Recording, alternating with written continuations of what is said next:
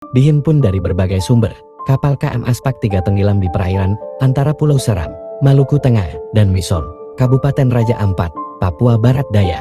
Akibatnya 15 orang anak buah kapal ABK hilang, sementara 2 anak buah kapal ditemukan selamat. Kepala Kantor Pencarian dan Pertolongan KPP Sorong, Monsbury, menjelaskan kejadian ini berlangsung pada Sabtu, 14 Desember tahun 2024, pukul 12.13 WIB. Awalnya KM Aspak 3 berlayar untuk mencari ikan yang berangkat dari Sorong menuju Mison, Raja Ampat pada 10 Desember tahun 2024 pukul 23 WIB. Kemudian kapal mengalami insiden dan tenggelam, katanya.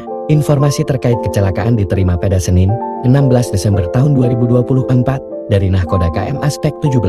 Nahkoda KM Aspak 17 memperoleh informasi tenggelamnya kapal dari 2 anak buah kapal yang selamat tersebut. Berdasarkan laporan, KM Aspak 3 tenggelam di koordinat 2 derajat 2812, 0 LS 130 derajat 838, 40 BK. Tim SAR gabungan kemudian bergerak melakukan pencarian pada pukul 23.10 WIB menggunakan KNS Air 238 Baladewa dan Rescue Cargulutor. Tim ini terdiri dari 2 orang Rescue KPP Sorong, 7 awak kapal KNS Air 238 Baladewa, dan unit siaga SAR Bula dengan membawa peralatan lengkap seperti trauma kit, kantong mayat, dan stabilizer.